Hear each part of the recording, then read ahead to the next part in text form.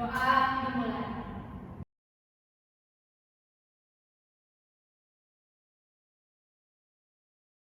Doa selesai.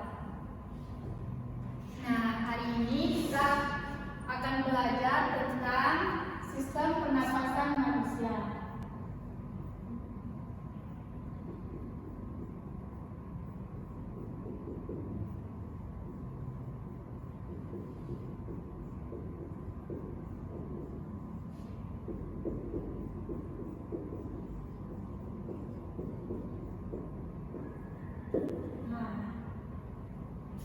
Manusia itu bernapas untuk memasukkan udara ke dalam tubuh kita.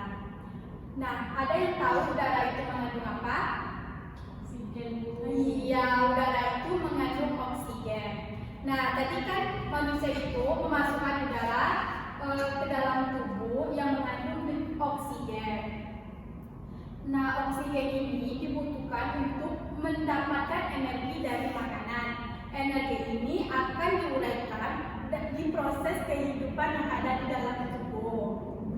Nah, ada yang tahu apa saja organ-organ pernapasan pada manusia? Hidung. Iya, hidung. Terus apa lagi? Nggak tahu ya. Nah, di sini Ibu ada media pembelajaran tentang sistem pernapasan manusia.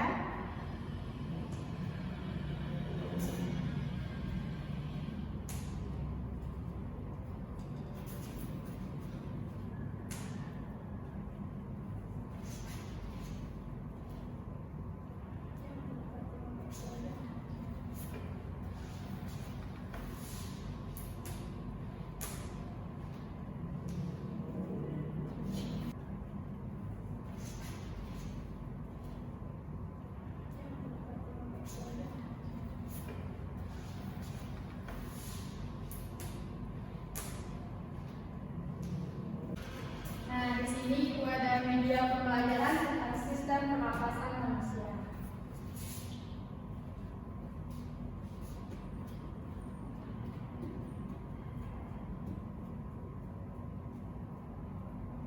Nah, organ pernapasan manusia terdiri dari hidung, faring, laring, trakea, bronkus, bronkiolus, dan alveolus.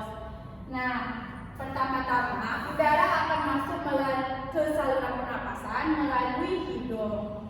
Nanti di rongga hidung udara akan disaring oleh partikel-partikel debu yang masuk ke dalam tubuh. Selain itu, di rongga hidung udara akan dihangatkan atau dilembabkan sesuai dengan suhu tubuh kita. Nah, selanjutnya setelah dari hidung udara akan masuk ke faring. Faring ini berfungsi sebagai persilangan jalur udara dan makanan bertemu. Jadi, faring ini tempat dilaluinya udara pernapasan dan makanan yang berasal dari mulut. Nah, selanjutnya dari faring udara akan masuk ke laring. Laring ini berfungsi sebagai mengarahkan udara ke trakea.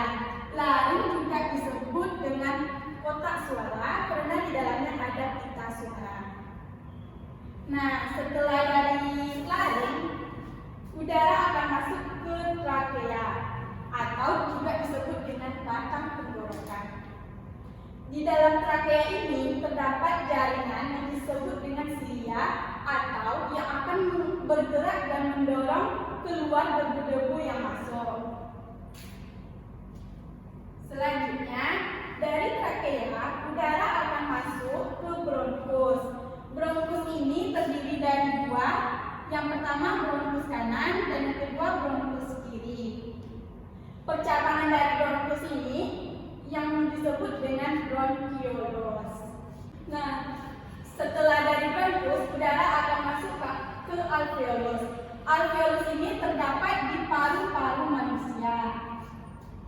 Nah, alveolus ini merupakan tempat pertukaran oksigen dan karbon dioksida. Alveolus dikelilingi oleh kapiler-kapiler darah. Jadi, di dalam paru-paru, oksigen akan diarahkan ke pembuluh darah yang halus dan sebaliknya